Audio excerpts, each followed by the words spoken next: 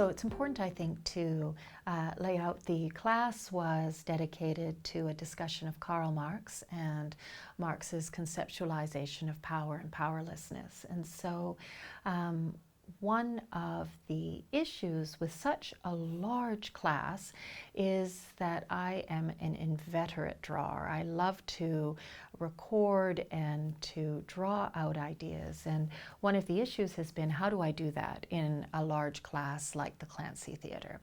And so one of the techniques I use, because I like to be able to pose a question of students in the class and get them to respond based on their knowledge, what they already know themselves. And so I'll pose a very simple, unthreatening question. For example, what is power? Or what is power and what does it mean to you? And I'll have them pause and reflect and record ideas.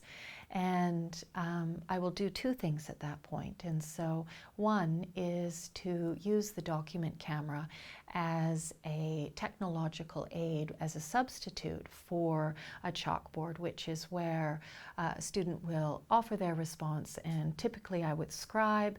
The doc cam becomes a means by which I can scribe, and it will actually show what I've written up on the screen, and I can use it to draw little diagrams, etc.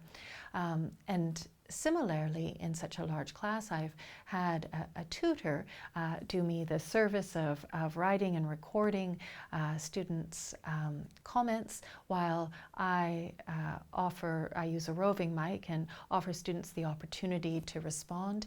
And so I will be hustling up and down the rows in the class to both encourage students to speak, and to, when a student does actually volunteer, to be able to take their comment and encourage them to develop and elaborate it.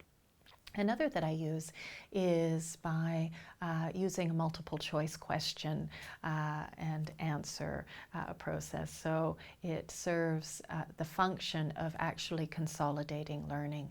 And so I will pose a question, give a range of responses. Sometimes one of them is a bit goofy, sometimes the other is less goofy, but it will give students an opportunity to reflect on the material, to reflect on their own understanding and comprehension of the material.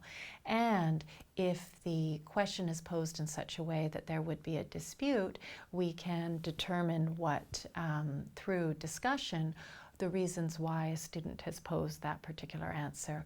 And so typically I'll pose the question, give the options through A through D, and ask students, how many of you have chosen answer A? And students would have put up their hands or not, and this would become the ground for discussion in the context of the classroom.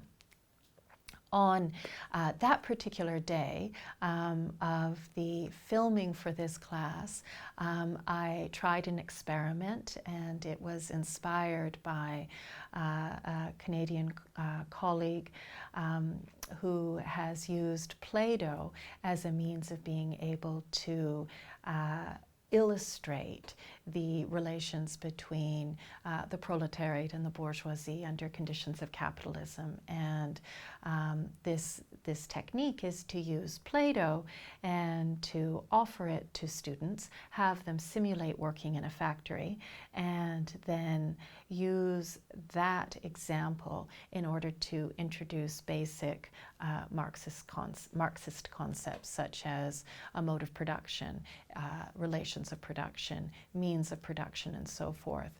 And it required being able to simulate certain positions in relation to the mode of production, like the bourgeoisie who owns the capital, that is the Play-Doh, and those students who were merely working at the behest of the bourgeoisie and who took the form of the proletariat.